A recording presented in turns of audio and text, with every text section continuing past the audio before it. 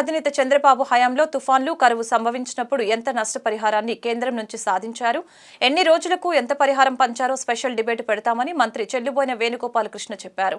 ఆయన మీడియాతో మాట్లాడుతూ తుఫాన్ బాధితులకు గతంలో కంటే మెరుగైన సాయం అందిస్తామని తెలిపారు.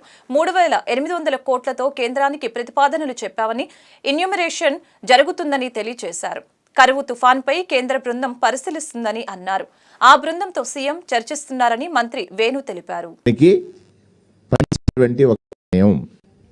ఇది దేశంలోనే చారిత్రకమైనటువంటిది. పేదవాడికి 25 లక్షల వరకు ఉచితంగా వైద్యాన్ని పొందేటువంటి ఒక గొప్ప అవకాశం. ప్రధానంగా క్యాన్సర్ వంటి ప్రొసీజర్స్ ఇప్పటికే లిమిట్ లేకుండా క్యాన్సర్ వంటి ప్రొసీజర్స్ వచ్చినప్పుడు ఇప్పటికే లిమిట్ లేకుండా ముఖ్యమంత్రి గారు చెప్పారు. 27 లక్షల వరకు కూడా ఇచ్చినటువంటి సందర్భాలు ఉన్నాయి.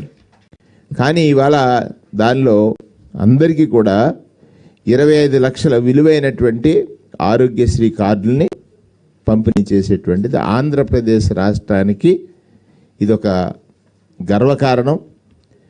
పేదవాడు పేదరికానికి భయపడకుండా బతికేటువంటి రోజు. అంటే కులం మతం లేదు, పేదరికానికి ప్రామాణికం పేదరికమే కనుక ఆ పేదవాడు భయం లేకుండా బ్రతకొచ్చు, ఆరోగ్యం గురించి భయం లేకుండా బ్రతికేటువంటి గొప్ప అవకాశం.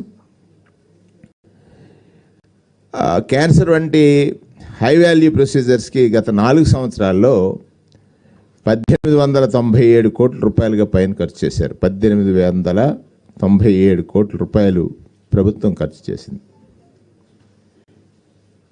ఈ ఏడాది ఆరోగ్యశ్రీ కోసం 4,400 కోట్లు వ్యయం చేస్తుంది ప్రభుత్వం. ఈ విషయాన్ని కూడా మంత్రిమండలి ఆమోదం తెలియజేసింది. ఆనాడు చంద్రబాబు నాయుడు గారి ప్రభుత్వంలో ఆరోగ్యశ్రీ అంటే బకాయిలతో ఉండేది. 668 కోట్ల రూపాయలు బకాయిలు పెట్టిపోయారు ఆయన. దాన్ని కూడా